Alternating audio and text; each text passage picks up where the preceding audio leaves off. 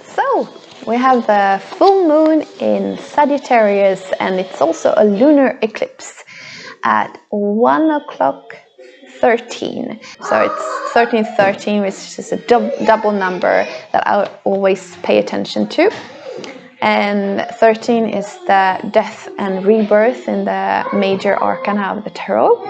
And just put note on that, death and rebirth, because that's a bit of a theme for every lunar eclipse and solar eclipse. On Wednesday, so the 26th of May, we have a lunar eclipse.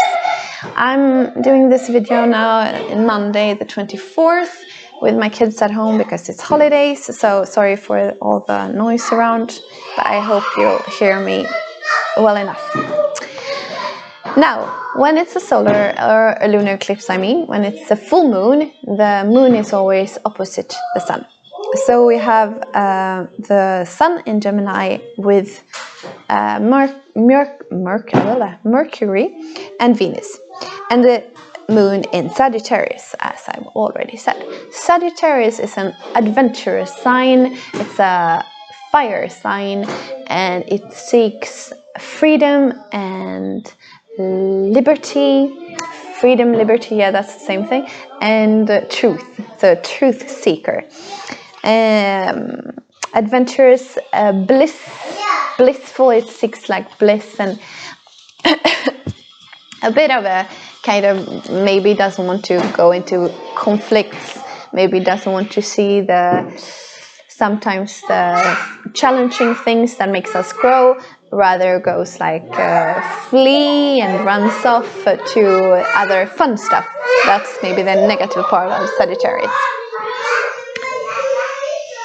And all these signs like Gemini and the Sagittarius, that axis is really important for the lunar eclipses because that's going to continue forwards. So when it's a lunar eclipse, the theme and what we'll go through will affect like the next 6 months. That's the theme for the next 6 months ahead. And these are all immutable signs. So what is mutable sign? Well, we have 3. We have cardinal, fixed, and mutable signs. So the cardinal signs are the initiators, what's initiating something. The fixed signs are concentrating the energy, and then we have the mutable sign that's distributing the energies. But when we say also mutable, I often think of something palpable, something adaptable, and it's often what these signs are. They're adaptable energies. So we have this adaptable energies, which also trines. So we have this big trine, which is here with Jupiter in Pisces, a T-square. And that's significant. And Pisces is also a mutable sign. So we're kind of going in this like a flowy energy. It's not very anchored. And Pisces is water, Gemini is air, and Sagittarius is fire.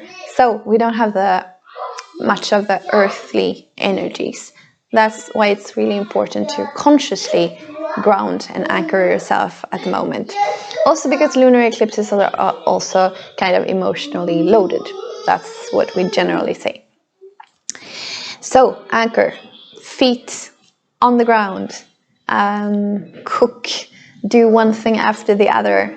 Take it slowly because the mind will be racing, and this axis of Sagittarius and Gemini is about often like the teacher and the student. So Gemini is always often the one that's asking questions, that's curious, that wants to know, that investigative energy, journalistic. And then we have the Sagittarius that knows the answers and is like with the truth. It's also a seeker, but it's like it likes to know, it knows the answers. So if you want to know something, you go to Sagittarius because they will know the answer. That's kind of the stereotype of that sign. So a kind of a theme for the eclipses is this teacher-student relationship. And so what specifically does this lunar eclipse want to tell you?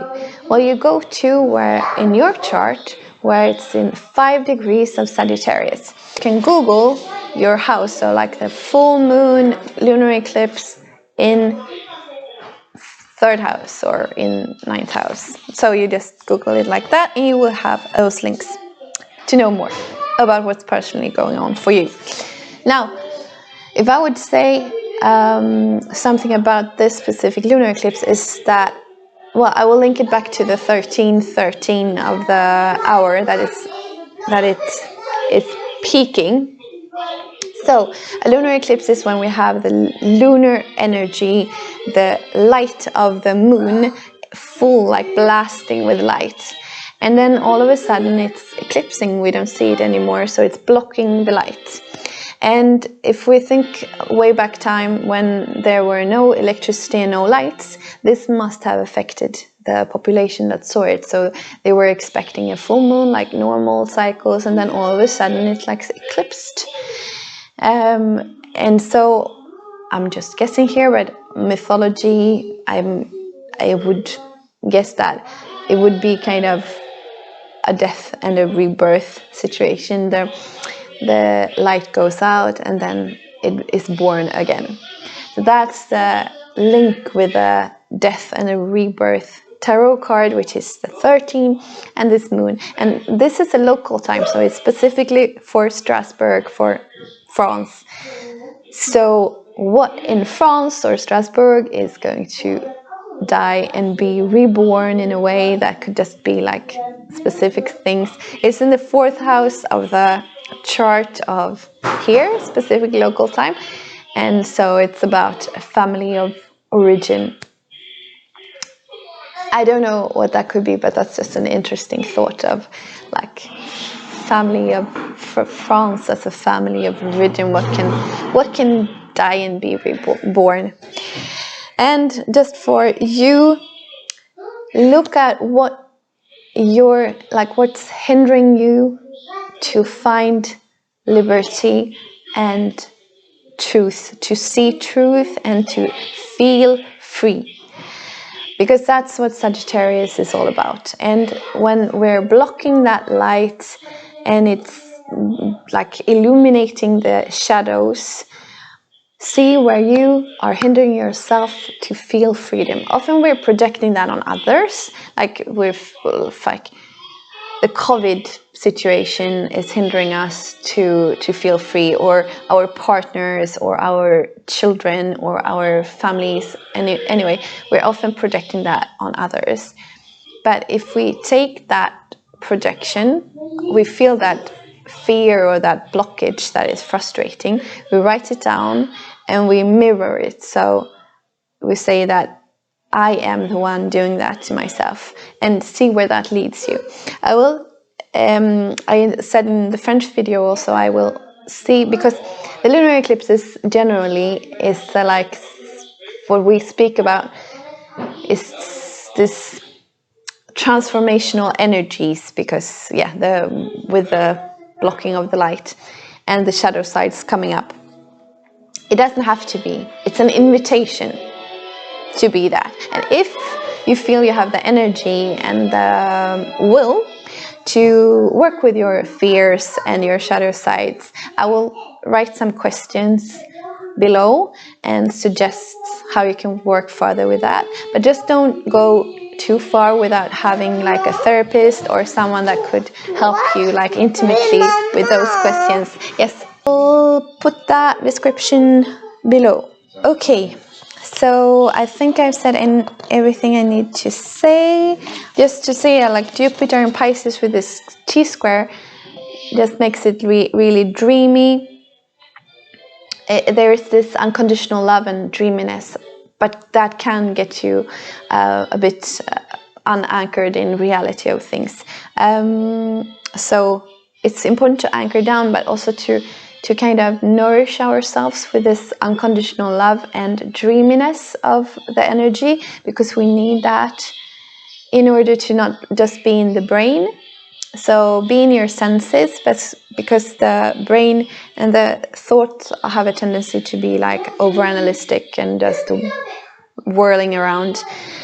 I can really personally feel this transformational energy. I've lately woken up in the mornings and just felt like my inner critic, the critical side of myself, is just bombasting me with negativities. Like, I'm just, luckily I have this like percentage of the brain, like 10%, that's just saying, wow, this is negative, this is really, I'm just like really critical of myself, and seeing that it doesn't really help me, because I don't feel like really going up from the bed when that starts. So just to give an example, it says like, I'm not doing enough, I don't finish my projects, I don't do enough, I'm not present with my family, I'm not happy as I used to be, I should be more happy, I should be more this or that, and I'm never enough. I'm never what is, the situation is not what is, maybe we should move, maybe we should be in the forest, maybe it should be this, or maybe it should be that, I should be. It's like nothing is good enough here and the now. I'm sharing that just as an example of how our thoughts can be negative, and it's also just illuminating this harsh or shadow sides that we can have of ourselves, which just makes us don't want to go out of bed. And we just need to see that objectively, that stream of thoughts, and say like, do I need to believe in those thoughts, or can I choose to believe in something else? At the same time, feel those feelings of hurt, and just, if you are able to be with that, with loving awareness of your wounds and of that inner critic and that person, that side of yourself that wants to be perfect and is never enough, just like, whew, okay, be with that as well, and just bring a big loving embrace into that, and let yourself be sad for a few days as well, or just completely tired, or whatever is needed for you. Okay, I did pull some cards for already in the French version of the video, and what came up was the Fool card, which is so perfect, which is like this transition being in between the death and the rebirth. So it's really a complete new beginning. It's like the baby who is born and just wonder and just doesn't know about any risks, doesn't know about anything, and just takes a leap into the unknown, and just, oh wow, this is so fun, this is so just being that senses of like discovering new things. That's also what I got from the divine feminine, or the divine mother energy, which is unconditional love for me, and it was about release and let go. And I just like asked, but how do you release? How do we do that? How do we release the old? And it's about doing it a little at a time, of course, but something that came up was this energy of being in the innocence of stuff, of being in your inner child, and just amazing wonderment of like seeing every day as a new day. And in that way we stay present, and the old and the stories that we've created from past experience cannot be, how do you say, they cannot stay relevant, because you're in the wonderment and presence of that day. And I also had this card. So this is Six of Earth, which really speaks about the grounding part of what I said for the lunar eclipse. So stay grounded, stay close, feet on earth, and also about the fire, Sagittarius element, which is cool, but to warm ourselves, to keep ourselves warm.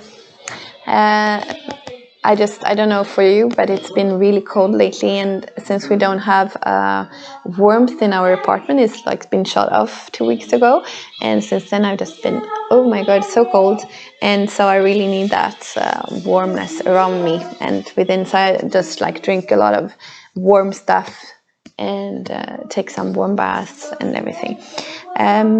Also, what this card told me was to make some small like attentions to the people you love. Maybe send some small words of encouragement, some compliments, some just love notes, or make a small gift of some kind, and create.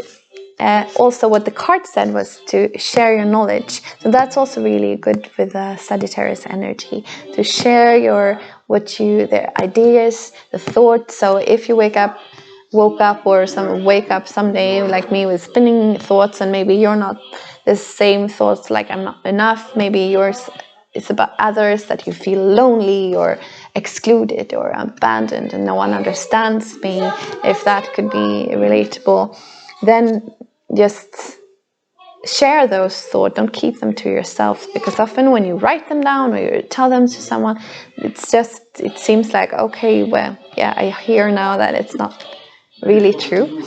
And so the truth again. So just share with friends everything, no, but share and create community and do these little gift things. Okay, I hope that I have said everything in those 2 videos. I'm sorry for all the noise around. I hope that you will hear everything, and I wish you all the best for this lunar eclipse and this energies around. And I hope you stay nourished and in this loving awareness of yourself, and be kind to yourself. I will try as well, and see you for the new moon soon. Bye.